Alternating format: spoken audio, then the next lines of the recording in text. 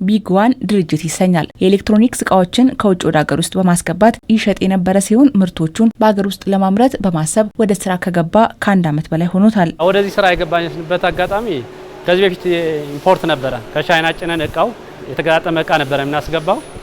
አሁን ግን እዚሁ ሀገራችን በራሳችን ምርት እያመረትን ሀገር ውስጥ ግብአት እያገኘን ወደዚህ ስራ እያስፋፋ ነው ማለት ነው። የተለያዩ ቻርጀሮች እስከ 25 አይነት ቻርጀር ያመርታል፣ ስፒከሮች ያመርታል፣ ፓወር ባንክ፣ ብሉቱዞች እና የተለያዩ ገና ደግሞ በቦታ እጥረት ደግሞ ያልተጀመሩ ማሽኖች ብዙ አሉን።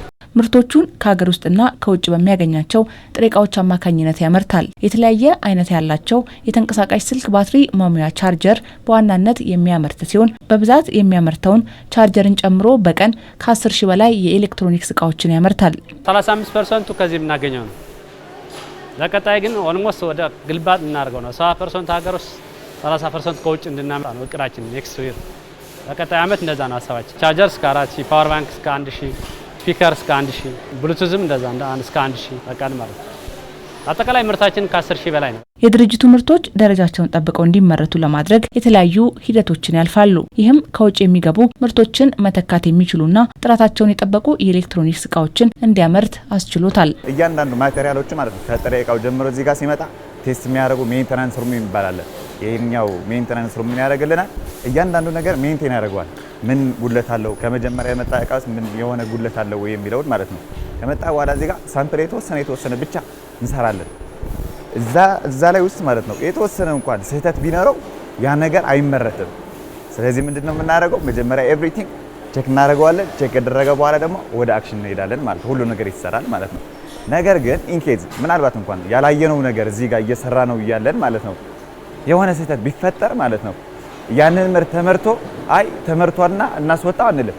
እያንዳንዱ ነገር እዚህ ነው የምናስቀረው። ምክንያቱም ኳሊቲ የሌለው ነገር አናስወጣም ከዚህ። በምርት ሂደት ውስጥ በርካቶች የስራ እድል ተፈጥሮላቸዋል። የስራ እድሉም የተሻለ እውቀትና ተጨማሪ ልምድን ማግኘት አስችሏቸዋል። ወደ 5-6 አይነት ሙያ ተምሬያለሁ ማለት ነው። እዚህ ከመጣው ካለኝ ሙያ ያ እንዳለ ሆኖ ማለት ነው።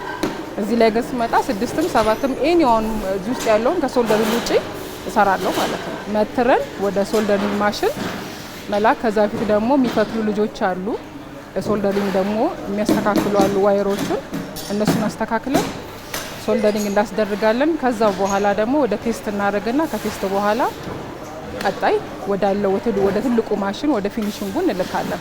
እስከዛ ድረስ ግን ያለው ድርሻ የኔ ነው። ፓወር ባንክ ላይ ጥገናና ሜንቴናንስ እና አጠቃላይ ስራዎች ከፓወር ባንክ የተገናኘ ነገሮች ዛሬ ነው የምሰራው። ከዚህ በፊት የተማርኩት እኔ በሞባይል ጥገና ነበረ እና ወደዚህ ስመጣ ሞባይል ጥገና ሆነ እንጂ ልዩነቱ የፓወር ባንክ ነው። እዚህ የምንሰራው የተለያዩ ስራዎች አሉ እና በዛ ስራ ውስጥ የበለጠ ልምድ እንዳገኝ ረድቶኛል። የቦታ እጥረትና የኤሌክትሪክ ኃይል ችግር ድርጅቱ በማምረት ሂደት ውስጥ ያጋጠመው ተግዳሮት ሆኗል። ያሉት ችግሮች ከተቀረፉለት ወደ ምርት ያላስገባቸው ሌሎች የኤሌክትሮኒክስ እቃዎችን በሙሉ አቅም የማምረት እቅድ አለው። በቦታ እጥረት፣ በመብራት እጥረት ስራው አልጀመርነው። በሰፊው ልንጀምረው ነው ሀሳባችን። ቦታ ካገኘን የመብራት ችግር ከተቀረፈልን በሰፊው የመጀመር እቅድ ነው ያለን። አሁን ያልጀመሩ ማሽኖችም አሉ። የአምፖል አለን፣ አሁን ምሳሌ የፍሌሽ አለን። ገና ያልጀመሩ ማሽኖች አሉ በፓወርና በቦታ እጥረት። ለቀጣይ ግን እንሰራቸዋለን ብለን እናስባለን። ከዚህ በፊት ከውጭ የሚገቡ ምርቶችን በሀገር ውስጥ የመተካት ተግባር በሀገር ውስጥ የማምረትና ፍላጎትን የመመለስ አቅምን ከፍ እያደረገ ይገኛል።